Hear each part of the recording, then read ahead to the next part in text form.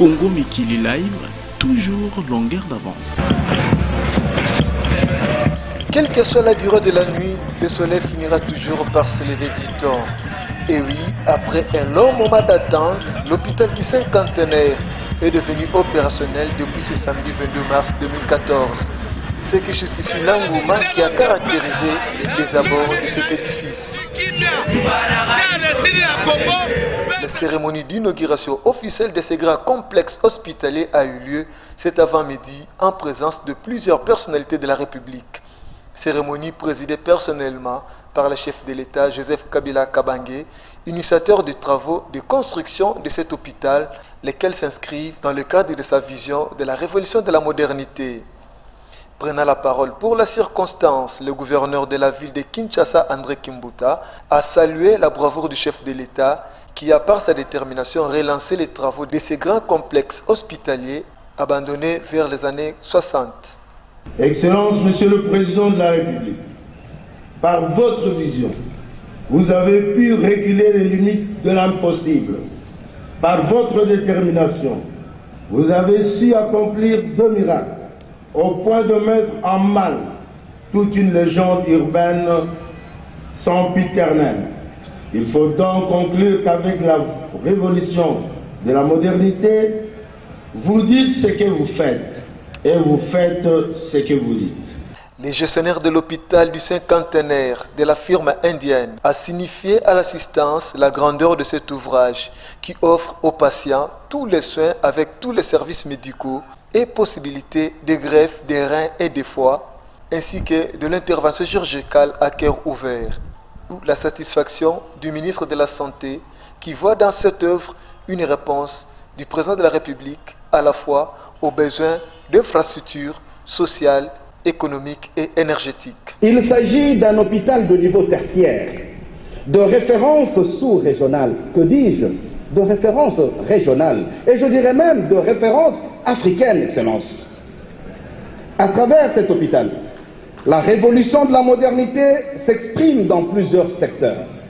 Infrastructure, santé, social, éducation, eau et électricité. Ainsi dit, il ne restait plus qu'au chef de l'État de procéder à la coupure du repas symbolique, ce qui marque l'opérationnalité de ce grand complexe hospitalier qui a coûté près de 100 millions de dollars américains, mais dont le service de soins sera à la portée de toutes les bourses congolaises, afin de rendre service utile à tous les fils et filles de la nation. La relance des travaux de l'hôpital du cinquantenaire a suscité diverses réactions au sein de l'opinion. Cet ouvrage, abandonné à son triste sort voilà plus de 5 décennies, est aujourd'hui un véritable chef-d'œuvre qui n'a d'égal sur le plan continental que des institutions hospitalières sud-africaines. Pour en avoir le cœur net, le ministre de la Santé nous fait sa présentation. Il s'agit d'un complexe hospitalier moderne de plus de 40 000 mètres carrés, doté de plus de 500 lits et des équipements de technologie de pointe.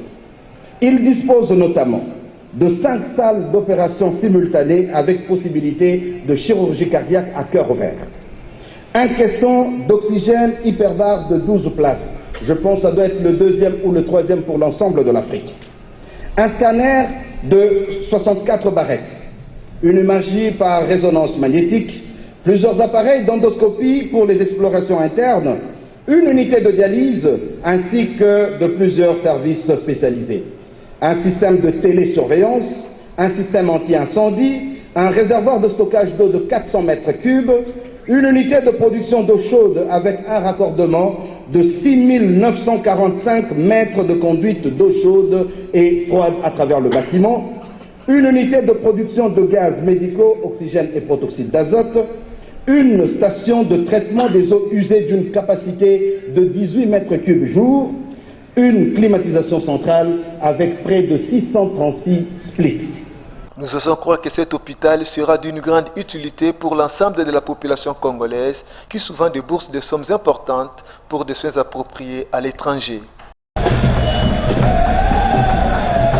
Faisant d'une pierre deux coups, le chef de l'État, juste après l'inauguration de l'hôpital du Cinquantenaire, s'est rendu sur le boulevard Triomphal pour inaugurer cette fois-ci un autre bâtiment de la santé publique, à savoir l'Institut national pilote d'enseignement des sciences de la santé. En effet, cette grande institution d'enseignement médical, bâtie sur le site de l'ex-Institut d'enseignement médical de Kinshasa, IMK, victime de pillages vers les années 90, est le fruit de la coopération entre la République démocratique du Congo et l'Empire du Japon.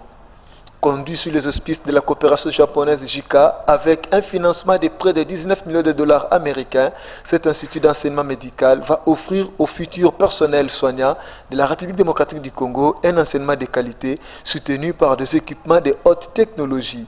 Et motif de satisfaction pour le gouverneur de la ville de Kinshasa.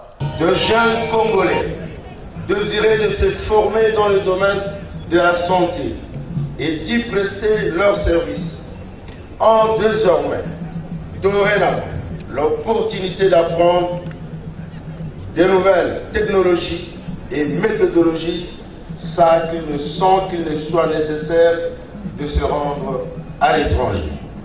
L'ambassadeur du Japon en République démocratique du Congo a trouvé beaucoup de symbolique dans la cérémonie de séjour, laquelle intervient à la fin de son mandat en République démocratique du Congo et au moment où il s'apprête à rentrer au Japon. Un passage de flambeau réussi à son successeur. Le ministre des ITPR, Fridolin Kasweshi, a de ce fait manifesté sa gratitude à la coopération japonaise qui appuie plusieurs projets ambitieux en République démocratique du Congo. Viennent ainsi de mettre à la disposition du ministère de la Santé publique et du secteur de la santé un environnement de travail moderne et confortable qui contribuera sûrement à l'amélioration de la qualité de l'enseignement médical et des services de santé en République démocratique du Congo. Le chef de l'État a enfin coupé les ribans symboliques pour visiter ces bâtiments qui a connu une transformation radicale. Hier, victime de pillages de triste mémoire, abandonné et devenu repère de hors-la-loi, aujourd'hui, c'est un véritable bijou qui naît des cendres de l'ex-IM. Émerveillé par l'inauguration de ces deux bâtiments, de très grand intérêt pour la santé et la formation du personnel soignant congolais, quelques personnalités présentes à cette double cérémonie nous ont livré leurs réactions. Je me réjouis encore de savoir surtout que les femmes seront utilisées ici comme infirmières, comme médecins et puis comme auxiliaires de santé. J'appelle la population quinoise et même la population qui viendra d'ailleurs, des provinces ou des pays étrangers, de bénéficier de ces infrastructures et surtout de les protéger. Parce que des infrastructures comme celle-ci, on ne les a pas toutes les décennies. Merci Mingi, parce qu'ils ont matérialisé vision azolo bapamba pambate mais à lobby asali. Donc et que c'est nina ba konzo baleki. Donc yé azam konzo azolo ba lobby, ce que lobby likam asali yango. Donc ça y est, merci.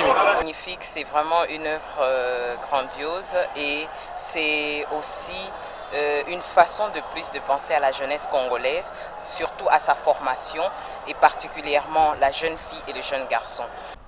L'honorable Henri Touamou a également saisi cette opportunité pour appeler son électorat de Funa à plus de civisme quant à la maintenance de ses ouvrages. Et pour moi c'est une fierté, pourquoi? Parce que c'est dans ma circonscription que ça a été érigé et je pense que je vais adresser un message particulier à mes électeurs de la Funa. Parce que vous savez, moi, j'ai toujours parlé de la santé, parlé de l'éducation. Et ces deux bâtiments regroupent et la santé et l'éducation.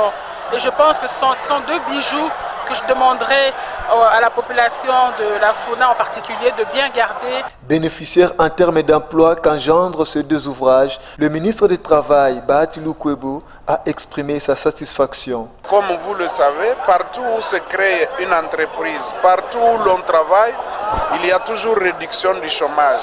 Ceux qui vont travailler à l'hôpital du Cinquantenaire, ils vont réduire le chômage. Ceux qui vont travailler ici vont réduire le chômage. Et donc, le 22 mars 2014 restera gravé dans l'histoire du pays pour avoir connu ce double événement sans pareil, événement jamais vécu dans l'histoire de notre pays, de telles grandioses œuvres qui sont réalisées grâce à la vision du chef de l'État. Quoi de plus normal que les Kinois venus de tous bords expriment leur joie à la matérialisation de ce qui était hier un rêve devenu ce jour une réalité palpable.